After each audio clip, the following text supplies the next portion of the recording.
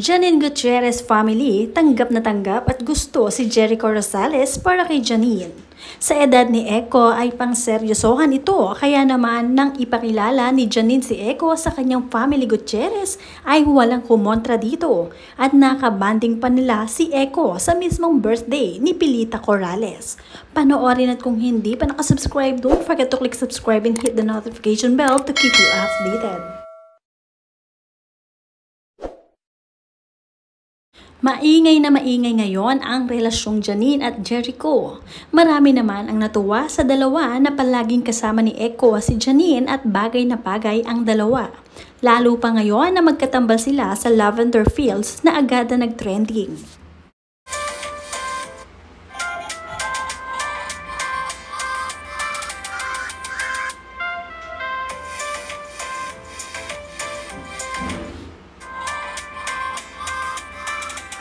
Kamakailan lamang ay nag-celebrate ng birthday ang lola ni Janine Gutierrez na si Pilita Corrales. At dito nga ay aktibong nakijoin si Echo dahil in-invite siya ni Janine at ipinakilala.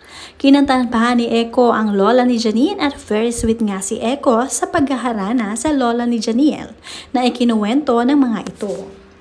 Pinag-usapan nga sa social media ang tungkol sa pagkikita ni Janine at Jericho madalas. Na pagkikita umano ang dalawa na magkasama at tila nagda-date sa iba-ibang lugar. Dahilan upang mabuo ang katanungan kung may relasyon nga ba ang dalawa. Pero ngayon nga ay malinaw na may relasyon na nga ang dalawa dahil talaga namang welcome na welcome si Echo sa pamilya ni Janine Gutierrez.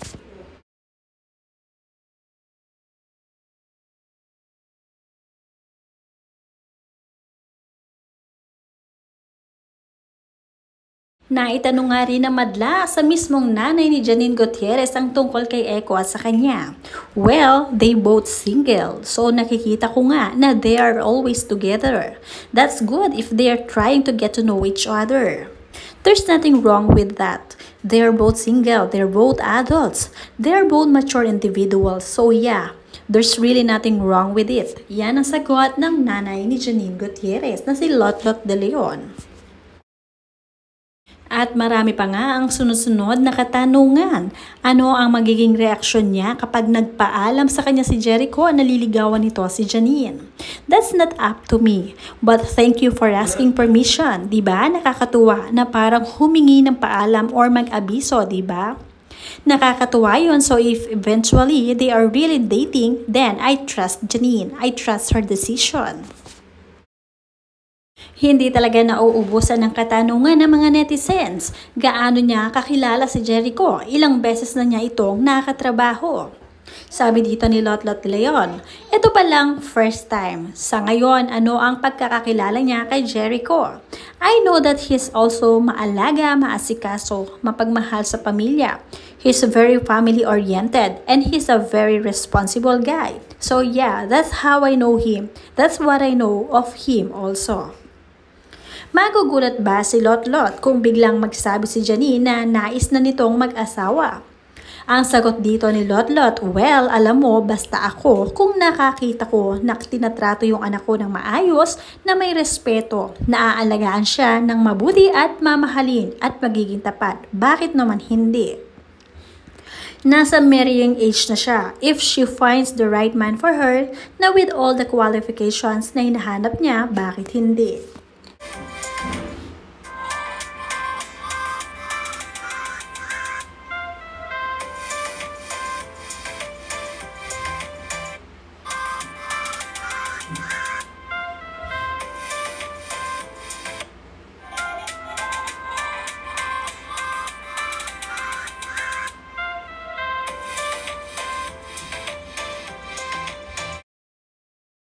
Again, I trust my daughter's decision.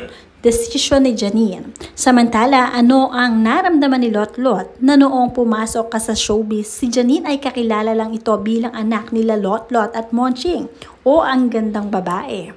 Pero pinatunayan ni Janine with her many acting awards na hindi lamang siya pretty face, kundi isa ring mahusay na artista. I'm very proud. Yan ang sabi ni Lotlot de Leon.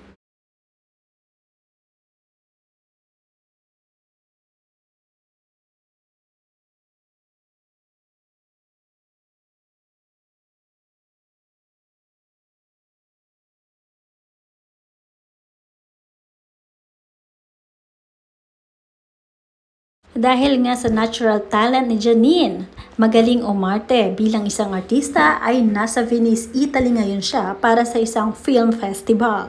Isa si Janine sa mga batikang artista na naimbitahan doon para mag-present.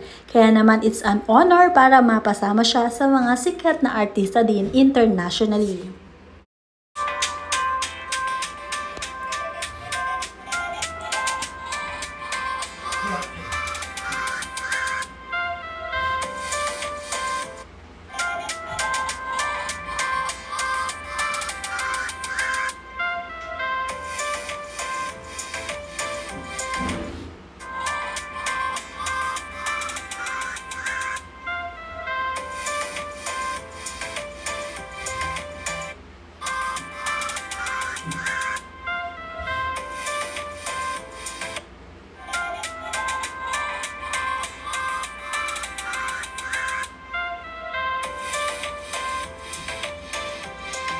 Siguradong proud na proud dito si Jericho Rosales sa mga achievement ni Janine dahil hindi lamang siya pang local artist dahil pang international pa. Sayang lamang at hindi siya nakasama dito for sure ay susunod siya pag wala na siyang tapings dito sa Pilipinas.